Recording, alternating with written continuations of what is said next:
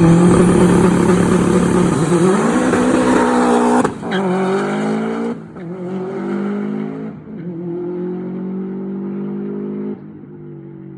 another video today, and it's going to be an update on what we've been getting on with the car.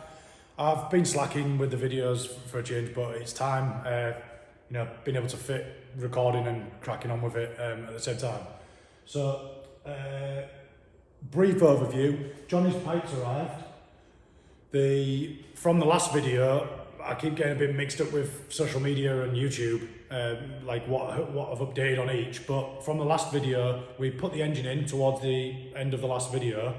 I've just had to watch it again to recap myself on, you know, what we did on the last video. But quite a bit's been done. I've made all the boost pipes, got a little bit better at doing the AC aluminium welding. So I'll rip it off so you can see. So yeah, this is one of the boost pipes, but you can see how short the cold side, the hot side of the intercooler, you know, from the turbo to the intercooler. Yeah, mega short. But my welds started off pretty awful on the AC, and then they've improved. And I've just used I'll put a link of what I've used paint-wise, but it's called VHT Wrinkle Plus, and I did it on the inlet manifold, and it looks pretty decent. That's Johnny's, Johnny Roos from, you know, Roos Racing. He sent me a nice bit of merch as well, do you know, one of his hats. So that's his. I said there were 7-ply last time. I thought there were 7-ply. I think they're 5-ply, and they're Nomex lined. So yeah, they've never split on me. I've had a few others split, but these ones haven't. So it was pretty critical coming off the turbo. Obviously, it's going to be very hot, and going into an elbow as well. So yeah, that's the boost pipe work. We've got the rest of it. I'll put some pictures in the screen rather than dig them all out because they're just pipes. I've done all the other pipes coming from the other side of the intercooler. So it's going up through the bodywork. We obviously flipped the intercooler around on one of the other videos, if you remember. So the boost pipe work was coming out of the top. So because of that, I've had to build this little section here. I'll put some pictures in the screen again, but it's basically where the old tow bar came, it was now interfering with the boost pipe work. So we've had to, the boost pipe work comes through here. I'll put a picture in. So, what else?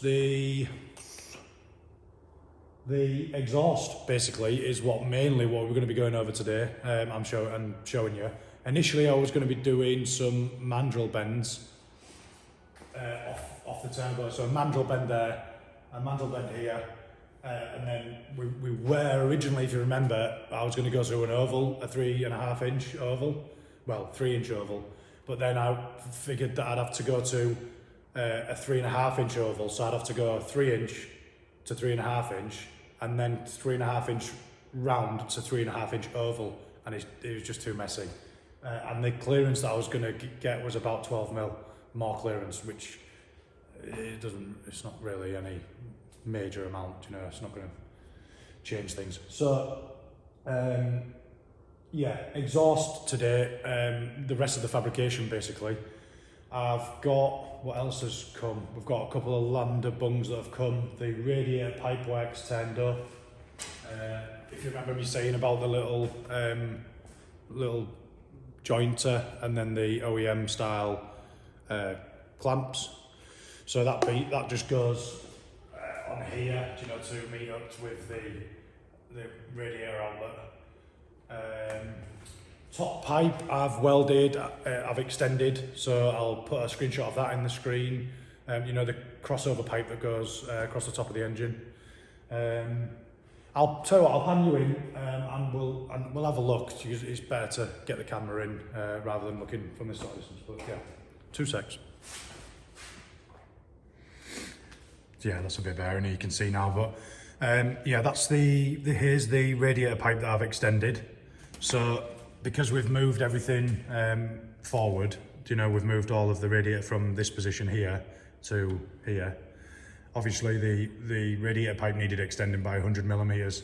So I've just got a bit of 3mm, you know, same thickness wall as the crossover pipe, and just extended that bit there.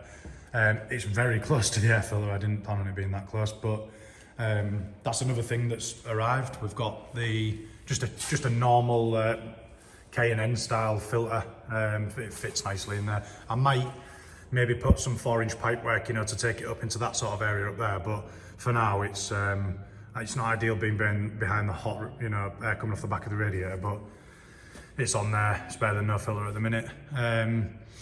It looks like there's a lot of room in here at the minute, but there's not.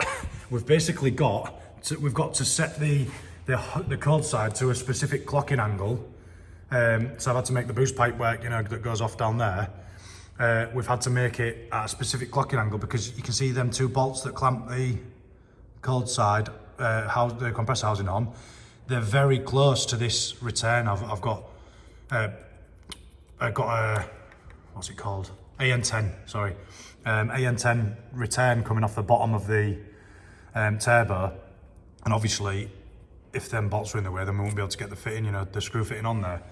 So that has to be at that clocking angle. And then if we look from this angle, spin this round, it's slightly off. It's slightly twisted like that because it has to clear the radiator on this side. If we put it square, it was going to hit the radiator there. So it looks like there's loads of room, but everything's very tight.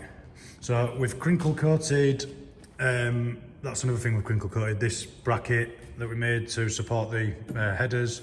We've got that little bracket that comes across here. I'll put it in the screen, a picture here. That's crinkle coated. You've seen all the front end on the last video, so that's that. So now basically it's just, I'm fabricating up the exhaust. So I need to get me a load of argon gas because there's going to use loads for these pie cuts down here. But as I say, I was going to do mandrel bend off the turbo, which I have, and then I was going to do mandrel at the bottom, but I bought a new saw, a chop saw here, just screw fix. I'll put a picture in the thing. 80 quid I think it was on offer. So yeah, bought the new chop saw, so I got carried away with myself doing pie cuts. So that's the result there.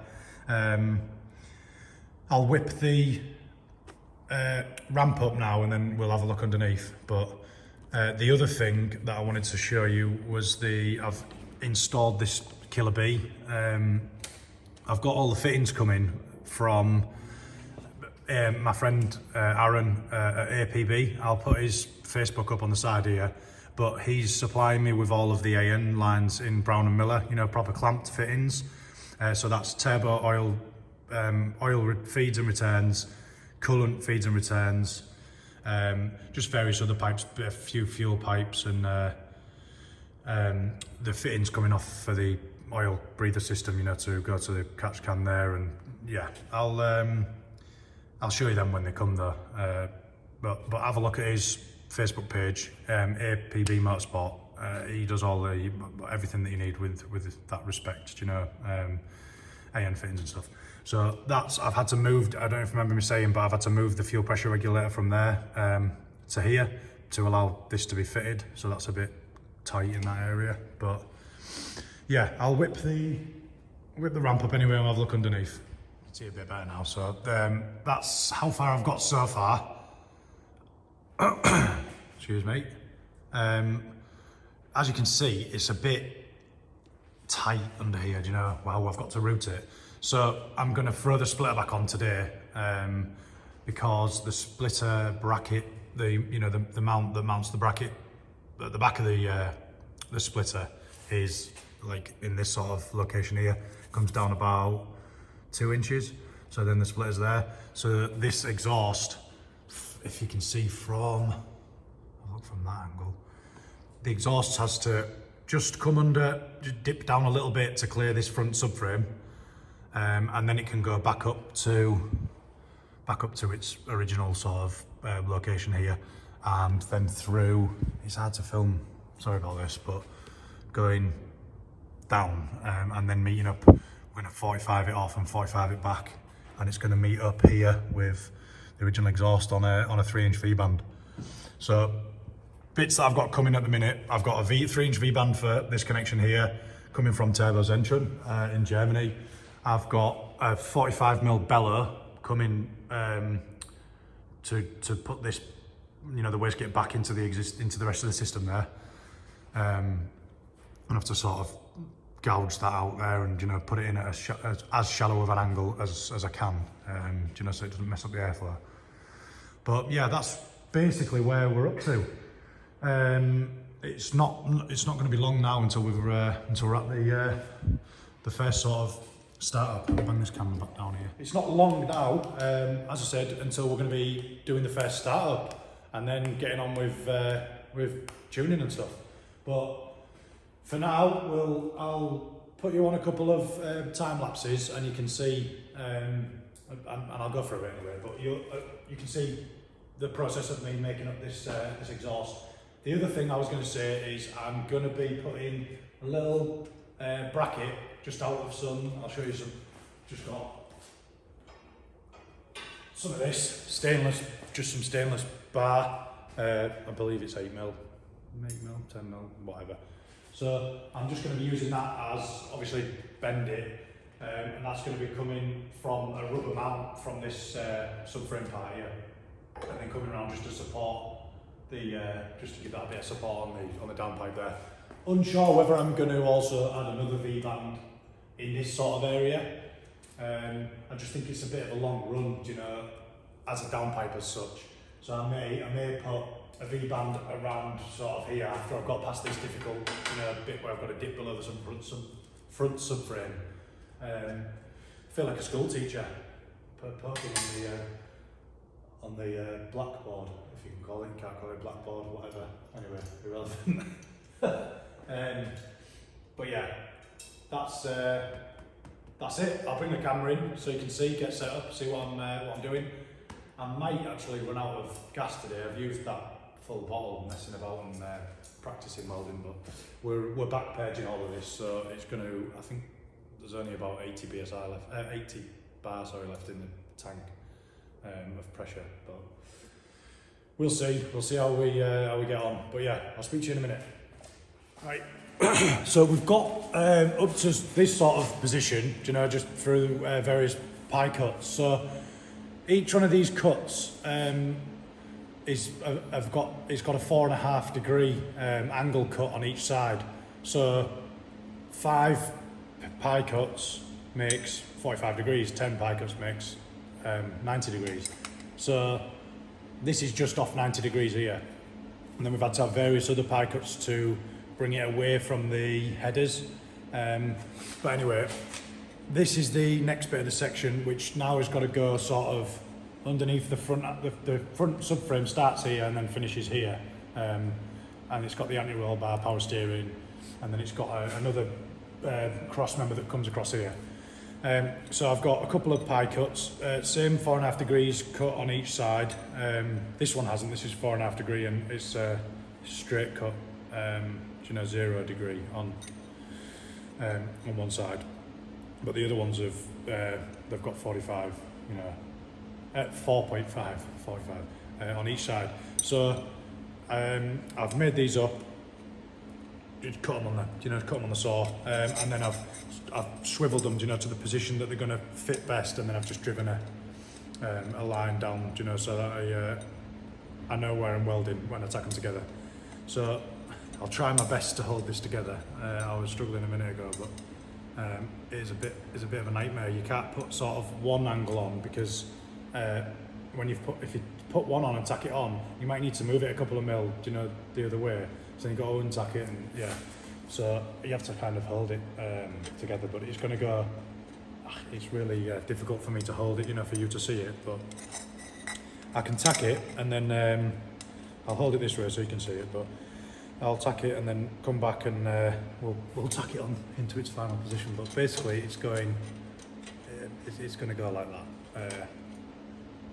So it's going back to being flat, if that makes sense, and then we can get it off to whatever direction we need to go that way. But I'll go and tap these together on the bench. I'll put the camera over there, and then you'll see me doing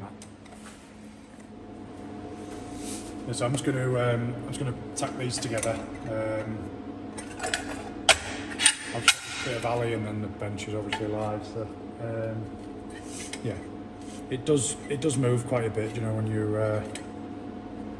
if I'll put a tack here, and if I don't keep pressure applied, you see it. You know, as it contracts and shrinks, it'll lift up like that. But I'll just try and get it as good as I can, holding it, and then give it a little tap.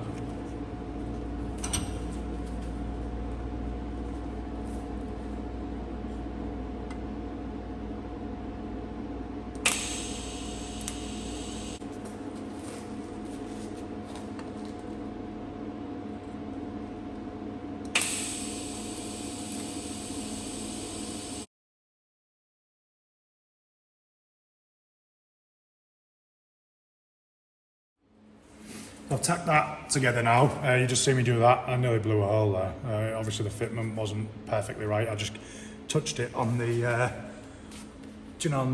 on the sander again, you know, to linish it. Linish it, is that the right word? You know what I mean, make it flat. So this piece now goes, bloody hell.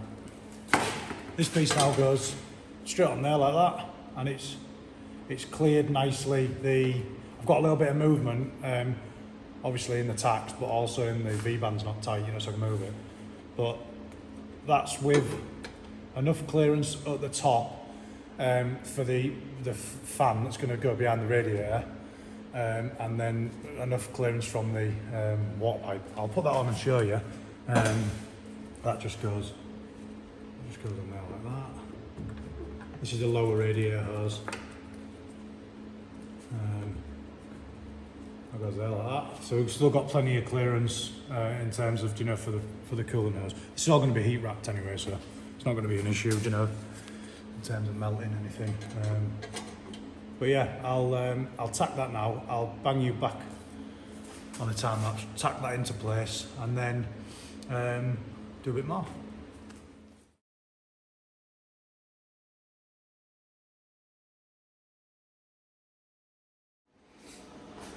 I'm back. You will have just seen that. I've just been for dinner. You will have just seen doing that last little tack up where I just tacked that piece on the bottom there. But I forgot. I've been for my dinner and then come back and forgotten to record this bit, and it's a shame because it was really time consuming. But anyway, I've welded all of the joints. My welding's coming on a bit, but it's still not. It's not perfect, but I'm only just started at it. So I haven't welded one last piece, and it is this flange, the V-band. So what I'll do is I'll drag the gas tank over, put the back purge up, you know, so it's purging the inside, and then I'll weld this on time lapse. But yeah, that's I think that's going to be it for today's episode. I'll put a few screenshots in the screen of me when I had it. I did take a couple of pictures, but me when I had it in the vise, and then of it, you know, close-ups on the car and stuff now. But stay tuned for the next episode. The next episode is going to be continuation of the exhaust system to meet the rest of the existing catback bit of exhaust. But yeah, take it easy.